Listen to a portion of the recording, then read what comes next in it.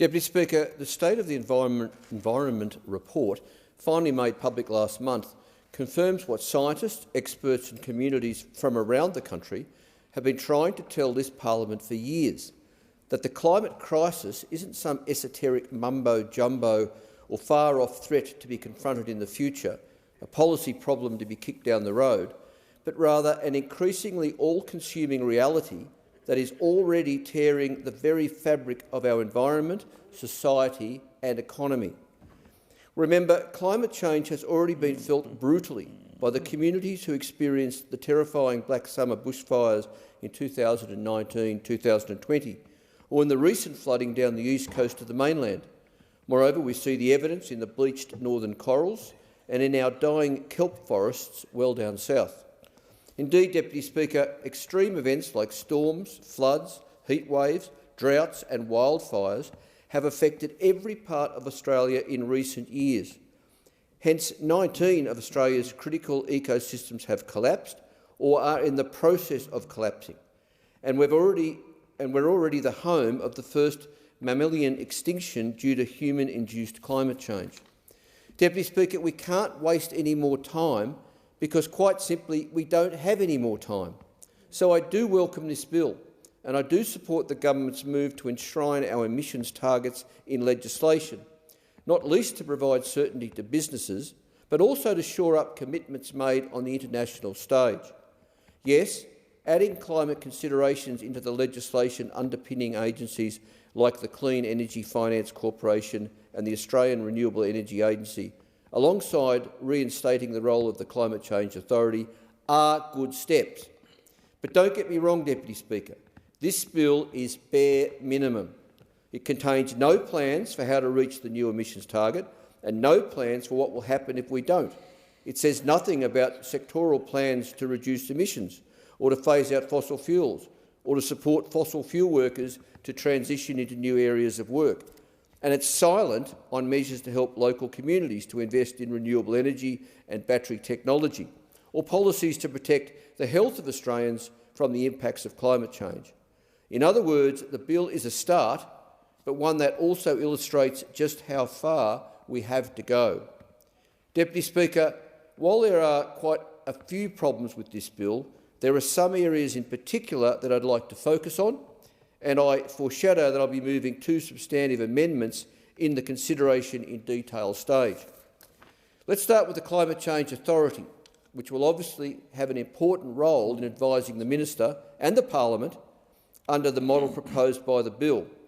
Because it is important, Deputy Speaker, the government must commit to repair, resource and guarantee the independence of the authority if it is to unwind the damage done by the previous coalition government, which, honourable members would recall, gutted the authority's funding and stacked it with gas industry executives. Mind you, sadly we know that the provision of expert advice by the authority and others will be no guarantee that the government will do the right thing.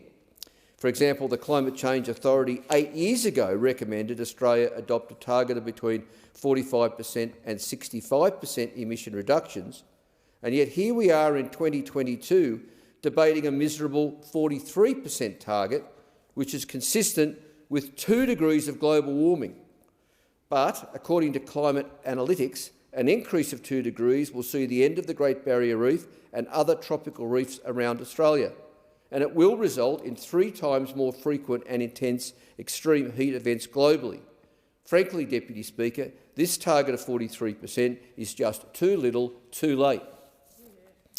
Indeed, the science tells us right now that we need emissions targets which reflect the urgency of the situation, and to that end, I will introduce amendments to the bill which update the paltry emissions targets currently in the legislation in line with the science. That is, that we need to aim for a 75% reduction in greenhouse gas emissions by 2030 compared to 2005 levels and achieve net zero by 2035 at the latest. Failure to do this will be abrogating our responsibility as global citizens, failing future generations and locking in climate damage for decades to come.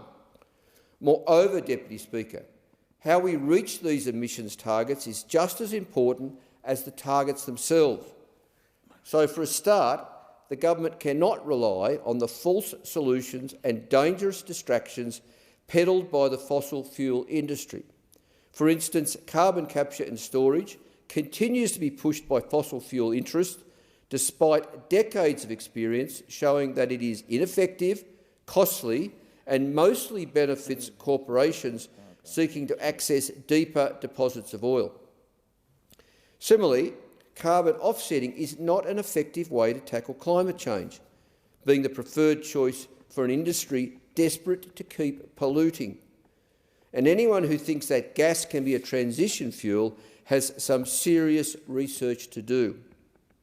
Deputy Speaker, good climate legislation should make clear that the time has passed for shifting baselines and reliance on junk credits, and that exploration for new fossil fuels and expansion of coal, oil and gas infrastructure must cease this year. But this bill does not do this, and that is a deeply worrying omission. And Deputy Speaker, this parliament must also remember that no matter what target the government writes into their legislation, if Australia continues to dig up and export thousands of tonnes of fossil fuels around the world, then we've already blown the carbon budget. To illustrate the point, with 116 gas and coal projects under development currently, if the government continues with its pro-fossil fuel agenda, we'd see an additional 1.7 billion tonnes of carbon released into the atmosphere per year. Or to put it another way, Deputy Speaker, if all the projects in the pipeline are approved, it would be the equivalent of adding around 5% more to global energy emissions. In other words, the Scarborough gas field project and fracking in the Beetaloo Basin alone will push us over the edge. Problem is, as things stand, much of this pollution won't even be counted in our national greenhouse gas databases, which means it's all too easy for politicians to ignore. But of course, Deputy Speaker, the atmosphere doesn't care about dodgy accounting rules. What matters to it, the environment, is the overall contribution of greenhouse gases that increases as a result of Australian decisions to dig up coal, oil and gas. So what I will also move is an amendment to include so-called Scope 3 emissions, which is our exported emissions, in the annual climate change statement, because the Australian public should not be left in the dark about our huge contribution to global emissions, whatever good work we might be doing to reduce our emissions here at home. Deputy Speaker, in closing, I want to make the point that this bill is a start. We do need a legislative target, and any moves towards greater transparency in reporting to the parliament on our climate efforts is a good thing. But, as the CSIRO told us last week, the uncomfortable truth is that the world has missed its opportunity to limit dangerous climate change within this century, and we will have to wait until the beginning of the next century to see the benefit of emissions reductions that we do today. This means that every fraction of a degree avoided today will make a difference for our ecosystems, landscapes and for our communities. So we do need much stronger action right now, backed by clear policies, and we need to start now. Thank you, Deputy Speaker.